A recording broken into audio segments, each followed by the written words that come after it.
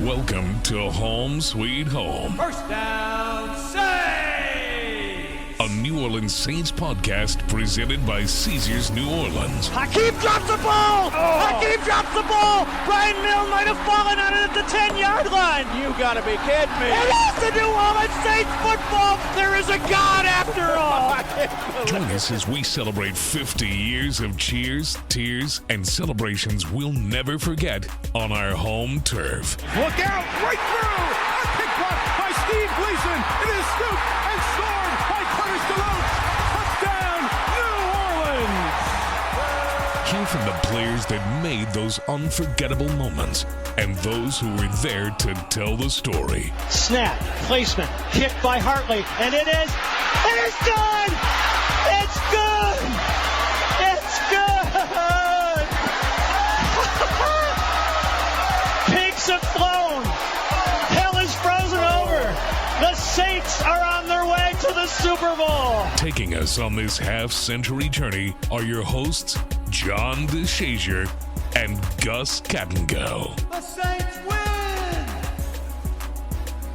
Welcome to Home Sweet Home, a New Orleans Saints podcast presented by Caesars New Orleans. John DeShazier, NewOrleansSaints.com. Gus Kattengell with you. Drew Brees, you might have heard of him. You know who that is? You know? Yeah. Vaguely. Yeah, number 9. If we were looking back at, well, you could probably do 50 of Drew Brees' greatest games in New Orleans, in the Caesars Superdome.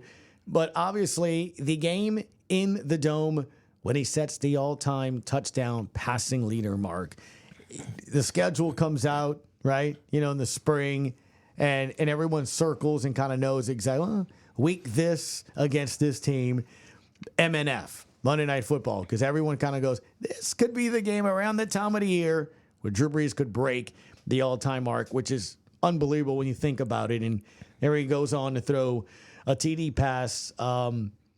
It's crazy when you think about it for him to be able to do it and to break the mark. But never forget that moment, too, as history was made. Here's the thing, durability and production, because when you put out the NFL schedule, you're thinking, okay, he's averaging X amount of touchdown passes a game, and well, if he's healthy and so and so and so and so, it could happen this game. It maybe will happen this game. It'll be great if it happens in this game because it's Monday Night Football. And yet you got to depend on a lot of outside factors. He's got to be productive still, and he's got to stay healthy still. And those were things that Drew Brees throughout his career, other than the shoulder injury in San Diego, as a Saint, he was as durable and dependable as, of course, any player in franchise history, but obviously far and away the most productive player in franchise history.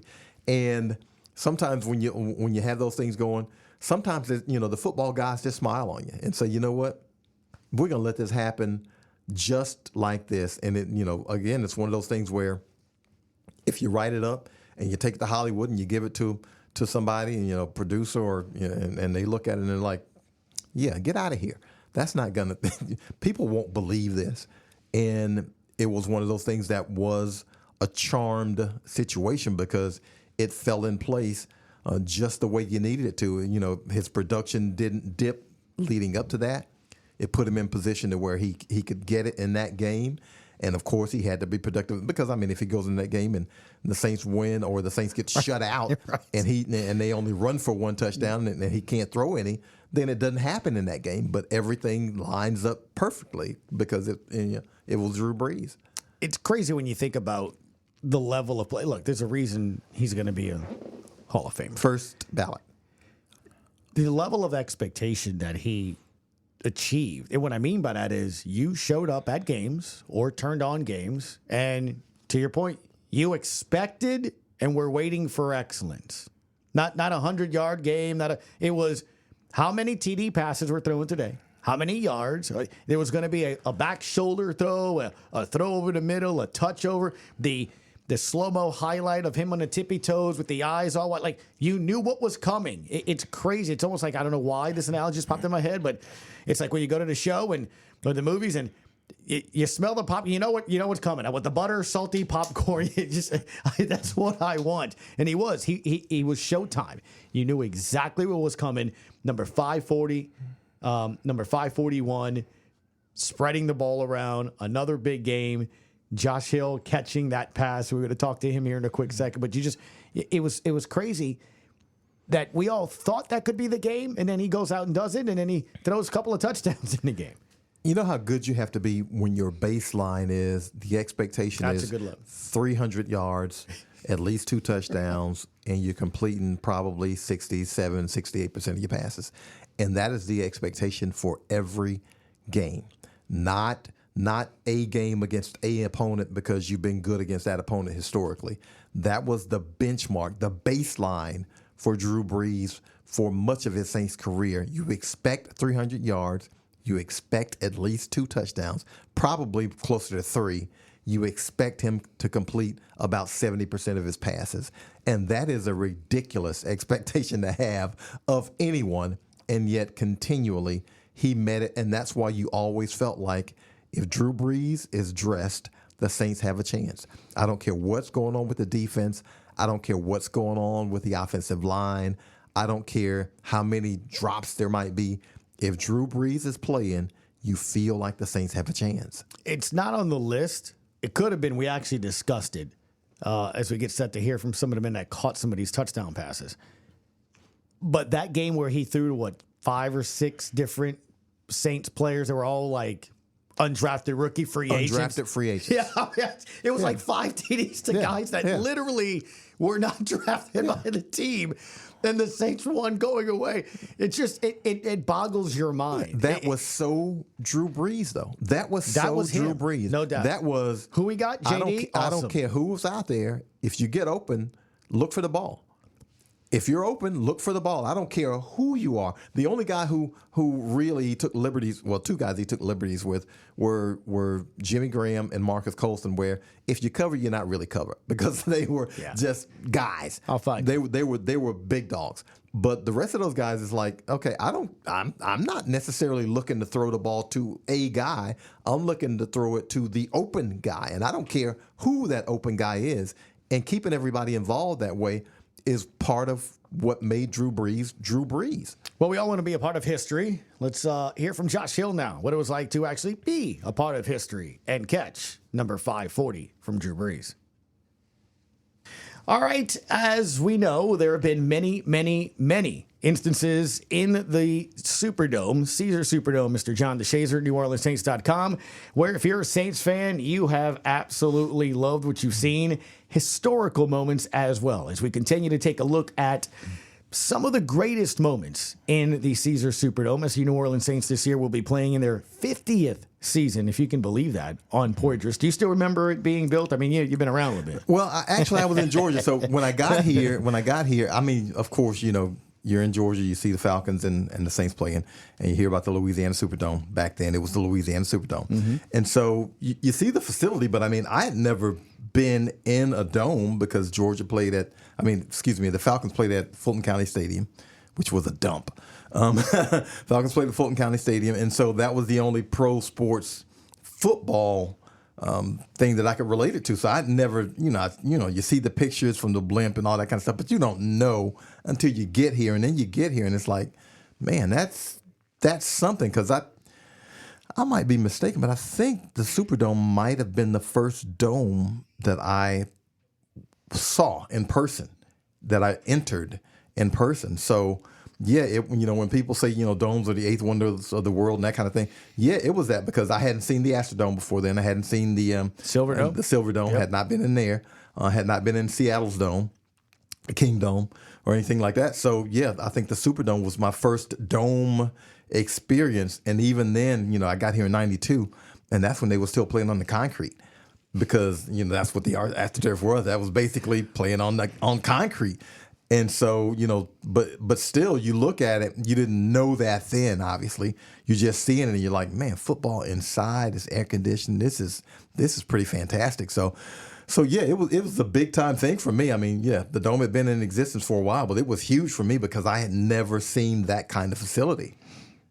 Well, that dome has seen a lot of magical moments. One of those, John, do you remember where you were? December 16th, 2019, Monday Night Football. This took place. 19 straight completions now for Drew Brees. That ties his career high in a game. But I think he's searching for another mighty mark. Will he get it here? Yes! Touchdown pass, 5-4-0 in the 504.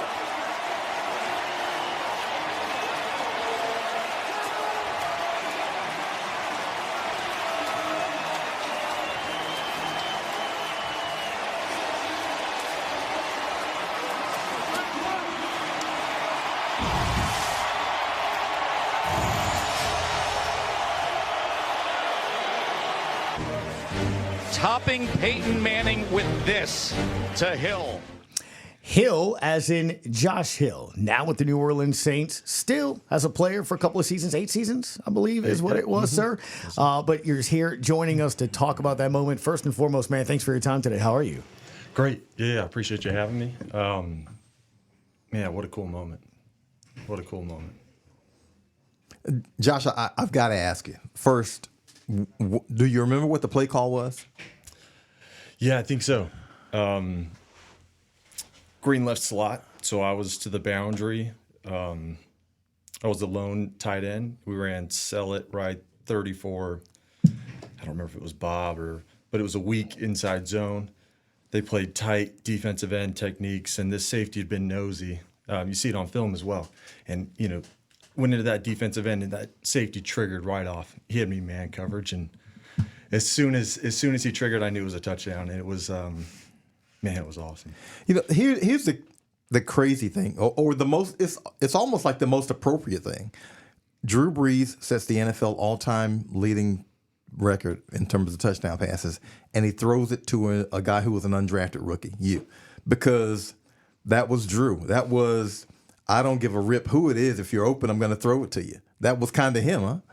Yeah, no doubt. Yeah, you look at some of the receivers that he threw to for a long time, and this organization doesn't care where you come from. If you can play football and you can help the team win, you're going to be on the field. And Drew, what made Drew so special? I mean, a lot of things, but his accuracy.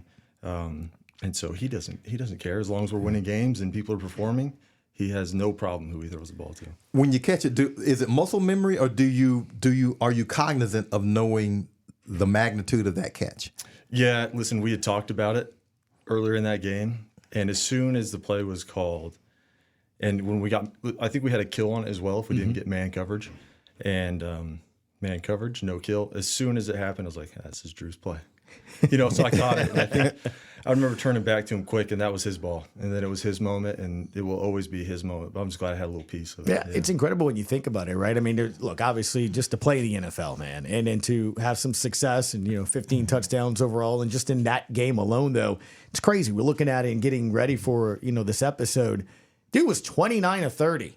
He had 4 TDs in that game. You guys had 10 wins going into that game. That was win number 11 on the season. I'm not going to say it was taken for granted, but you realize there's a reason why certain players are Hall of Famers, right? And it's interesting, so I'm going to get into what you're kind of doing now, scouting and doing into that. That success level, to your point, how much is winning before the play such a key in that? Because to your point, you knew coming out the huddle, this is the score. That's crazy to even think when so many times now you look at games, you're hoping the offense can get a first down. In doing that. Is that because of the work that he put in during the week? Absolutely. He set the standard for how you prepare for a game. We talk about it.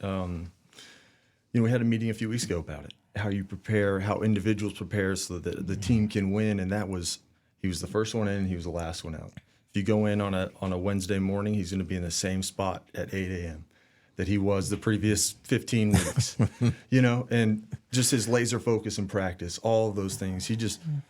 He set the expectation. That's what it was, and it was awesome to be around, especially as a young player, as a young rookie coming in. You see how you just see the focus and listen, there's a lot of guys that lead in different ways, and Drew on the practice field, listen, he would tell you things, but he was never a cuss you out guy. he could give you a look and you knew you messed something up. It was just his focus. Right. You know? And there was nothing else that needs to be said. Sometimes it's just a look, like, you know. So it was he's special. And we all know that too. But How surreal is it that it's set up to where you can get the record at home in a Monday night game? Because, I mean, it's one of those things that if you script it, if you wrote it, people will say, you know what, that's just a cheesy movie. But it happens that way, and it's like that way. And it's like when you go into that game, it's like, you know, I don't think you guys, or maybe even Drew, cared about how he got it or when he got it. You just care about winning the game first. And then it just so happens that it's at home in a nationally televised game and all the things that go around it. Was it something that you come into the game saying, you know what, we want to get this tonight? Or, you know, obviously business first, we got to win this game, and then we'll worry about that later? yeah, I think that Drew never, through the weeks, maybe leading up, you never had an idea that he was on his mind at all. And so it's not really on your mind until you hear it from outside sources a little bit. And then maybe we'll talk about it in position room or something. But otherwise, it's just business as usual, you know? I think that was the thing that really stood out to me. Who gave the alert on the bench? Who said he's at 4? I don't remember who it was. Yeah, I don't know. Yeah, Well, that's what I was going to get into, because you were the third touchdown of the night, so he needed 3 to even tie on that. And I think that's what's interesting. It starts out with Michael Thomas, a 15-yarder. Traquan Smith had a 21-yarder. Then you get that there as well. So, look, obviously, you want to get that win, first place in the division, it's win number 11. You got all those things going in there. But I guess that's the thing that stood out to me, because when, the schedule comes out, everyone kind of knows, all right, where it's circled, Monday Night Football, the league's doing that for a reason. Maybe they're kind of thinking around that time of the season he would hit that mark or something of that nature. So it's a little extra little juice to John's point. Everybody that night kind of was like, this could be the night, which is still remarkable, because for it to be the night, he had to at least throw 3 touchdown passes. Right. And, it's just awesome that it worked out that way for him, because he wasn't concerned with it. It's like, the things that you push so hard for sometimes are things that don't happen. And when you just prepare a certain way, things happen in a way that make it a little bit more special. And I think that's just a testament to that. Yeah, crazy night. I mean, I remember the night. I remember the moment. You remember the crowd and everything. And you just kind of feed off of it. And, obviously it's a game that got out of hand score-wise, which is great, because now you can actually kind of look at it and say, okay, you can chase after the record with it being organic. It can still be organic and chase after it, as opposed to kind of, stat pad and that kind of thing. So that's what made it really, really nice, I think, because, he didn't have to do anything that was out of character, out of the way. 1st and 5, first and goal from the 5, and you throw a 5-yard touchdown, and that's natural. Yeah, that's it wasn't a draw it up in the dirt play. It was in. Yeah. And so, there's nothing forced about it. Yeah, you're exactly right. Yeah. I think that's one of the things I kind of want to touch on, too, that you hit on earlier about your rookie, right? Marcus Colston is a guy that obviously is in the record books here. Traquan Smith was kind of a young player there as well, kind of brought in. But to John's point, if that's the play and you're open, he's going to it. Is that because of the preparation? Is that because of the studying to have that confidence in you? And as a player, how does that make you feel knowing, hey, because let's be honest, right? Maybe in a situation like that, me and JD got a little rapport going. I'm like, I'm going to go to JD on this one. This is the touchdown one. I'm going to go with it. And to him, it legit didn't matter, did it? Who caught that ball or where it's going? That's the best play, or that's the best player for it to succeed. That's where we're going. It's got to help a player like that. 100%. Yep, absolutely. And I think that the biggest thing in that is that what we talked about earlier, the preparation. At that point in my career, going on year 7 with Drew, he knew how I prepared as well. He knew that I was going to recognize the safety, the coaching all week, everything about it, the way we repped it in practice. So yeah, it does help. Absolutely. I think that the trust that he knows exactly what he's going to get out of this guy is something that he appreciated, and I think gave guys an opportunity to be successful for sure. Yeah. So Josh, how does one last in the league 8 years as an undrafted rookie? Because you're one of the guys who comes in when you're an undrafted rookie. Obviously, there is a higher, I think, mountain to climb. I mean, the draft picks have names and they have signing bonuses, and they are guys that the team kind of looks at it a little bit different, and yet you were able to break through. And I think you weren't the only undrafted rookie to break through that year for this roster, I believe. In 13? Yeah. I think it was the most day one active, maybe not active, but on the 53 week one. It was wild. Undrafted guys. It was wild. I think it was like six to eight. Yeah, I can name a few. It was unheard of. Yeah. How does one break through in that situation where, you're, one of 5 tight ends, and how do you make your mark? Yeah, I think you have to be a little bit unassuming about it. You have to understand the situation, understand how you make the team. And for me as a rookie, listen, Jimmy was here. He was at the top of his game. They just signed Ben Watson. And there was another guy here. And I knew that in order for me to play, I had to contribute on special teams. That was my clear path. And so was able to make some plays in the preseason and kind of show what I could do in that sense. And that was my ticket into the building. And then from there, you just try to grow your role. And I think it's stages. It's gaining trust in your coaching staff. Listen, there was stability in the coaching staff, so that clearly helps. Right. You go in these organizations, this guy makes it, coaching, I don't really like this guy, don't know. So there's a lot that goes into it, health, all those things. But understanding how you make a team is the biggest thing as an undrafted guy. Did you get a sense of how valuable you were to Sean Payton? Because there were some games where if you left it with injury, Sean Payton would basically say, okay, we can't run some stuff because we don't have Josh. That's a good point. Yeah, I remember some of those quotes. Yeah, my dad, he probably has them hung in his office. Right. Okay. Yeah. My dad does for sure. Because to the novice is thinking he's talking about Josh Hill, but when you look at it, it's like, okay, he played a lot of different roles, and so that makes a lot of sense. Yeah, I was just, kind of a jack of all trades, could do it all.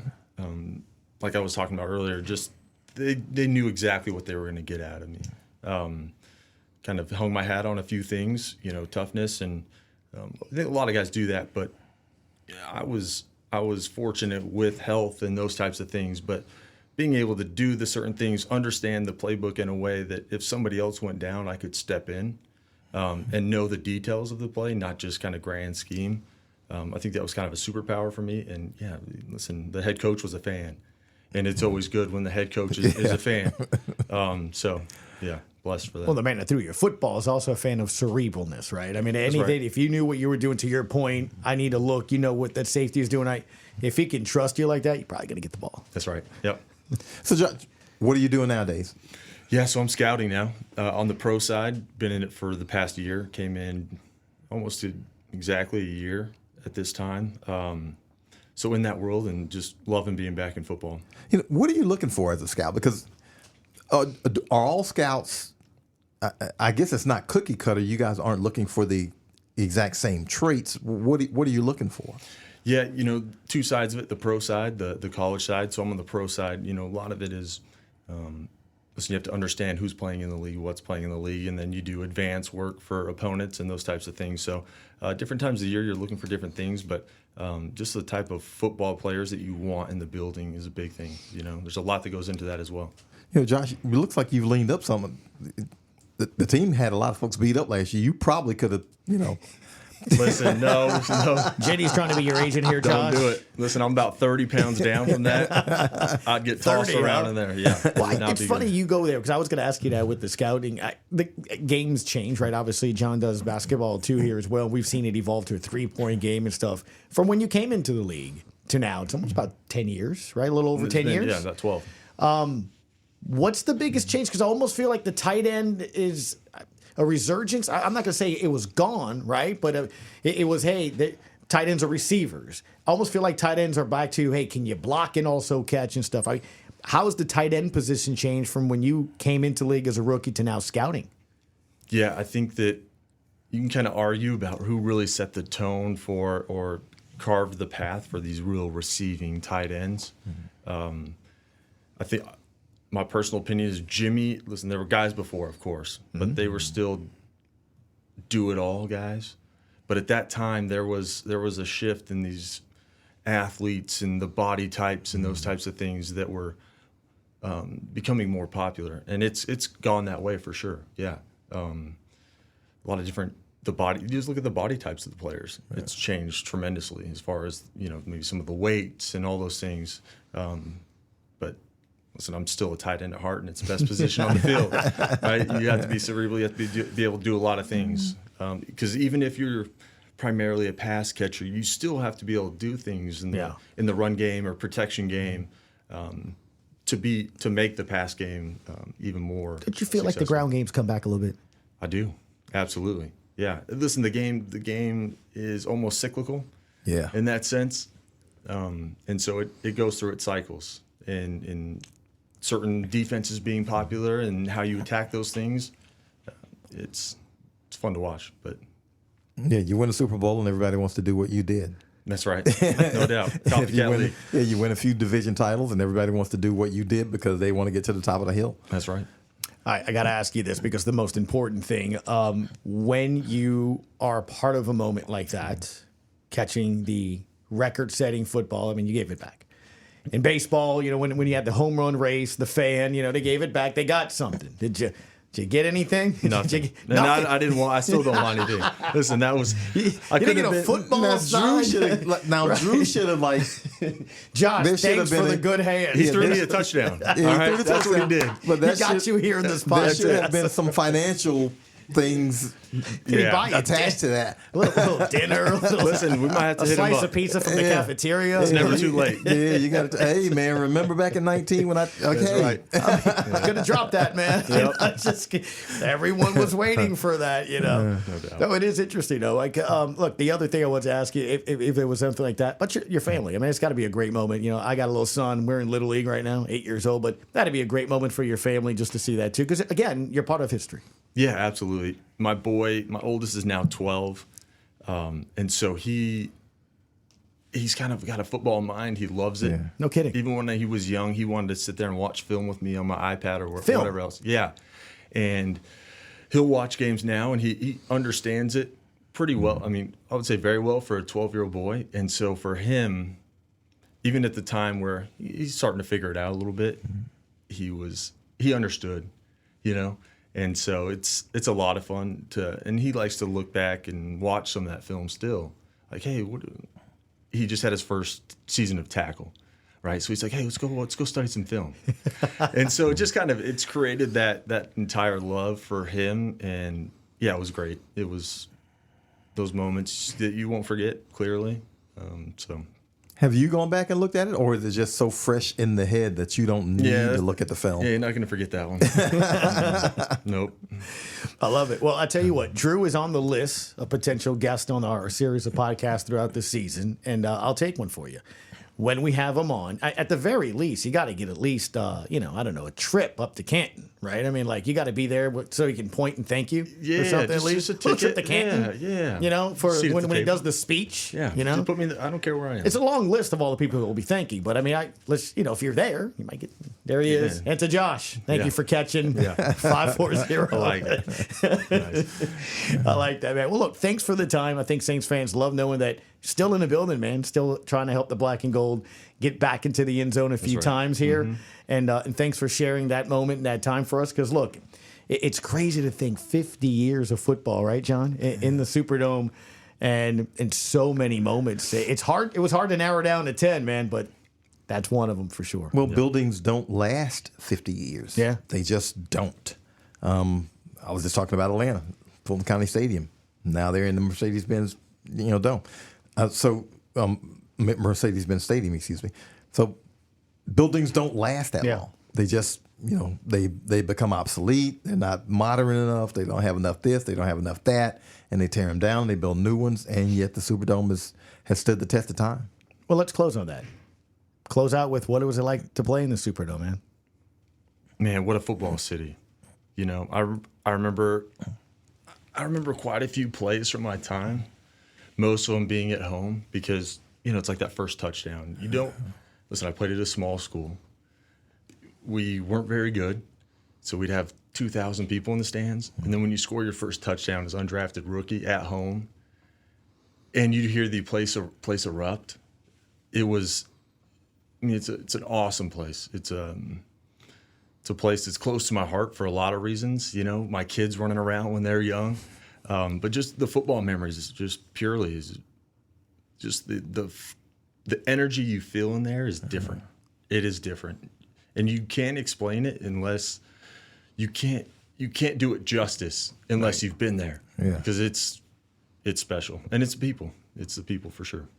Well, it's awesome that you have not only love for that place in the city, but as we mentioned, you're a part of the history of that building here as well. Josh Hill, tight end back then, catching the record-setting touchdown from Drew Brees, and now a scout for your black and gold. Thank you again for your time. Appreciate you guys. Thanks, Josh. Pretty cool to hear from some of the guys. Like, I am still surprised, though. Josh Hill didn't even get like a gift card, man, or a piece of toast or something, you know? Well, I mean, you're one of the guys that kind of, we like our toast. Yeah, you kind of fade into the background. It's like, okay, the moment's about Drew Brees, so you don't even get to keep the touchdown ball. Keep the ball. You don't get to keep the ball. You get nothing out of it except the satisfaction of knowing that in the history books, you are the guy who caught that pass. That's it. And you get to tell your family that. And everybody else it fades away into the background for everybody else. He could have signed his jersey or something. Well, I mean, I'm sure Drew would have given him anything except that football. Well, just anything. I'm like, did he sign the quarterback towel and give it to you? He's got nothing. Sure, it was like, hey, anything I got, you can have except that ball. Oh. So, I mean, it's one of those things where, again, an unassuming guy, Drew Brees says, it's not like, I have to throw it to a Pro Bowler. I'm just going to throw it to the guy who's open. By the way, 2018 Falcons, 4 TDs. Tommy Lee Lewis, Austin Carr, Dan Arnold, and Keith Kirkwood. Yep. Recipients of 4 TD passes. Yeah. It's just crazy. Yeah. I mean, all your top receivers are out. Yeah. And you got to be thinking, well, how are they going to scratch up some points? It was the first time in the Super Bowl era that 4 undrafted players on the same team had a receiving touchdown in the same game. Yeah, that's true. There you go. By the way, he threw 7 that day. So, I mean, in week 8 against the Giants. So you can go, again, there's so many different games you can go into it, but anyway, we can go on and on when it comes to number 9 for sure. You've been listening to Home Sweet Home, a New Orleans Saints podcast presented by Caesars New Orleans. We'll see you next time. Thanks for listening to Home Sweet Home, a New Orleans Saints podcast presented by Caesars New Orleans. Favre sprints to his right, throws back across the middle, and he's intercepted. Porter. For the latest on the black and gold, check out NewOrleansSaints.com. And be sure to check out the New Orleans Saints podcast for the latest news from your favorite team. Will he get it here? Yes! Touchdown pass, 5-4-0 in the 504. We'll catch you next time on Home Sweet Home.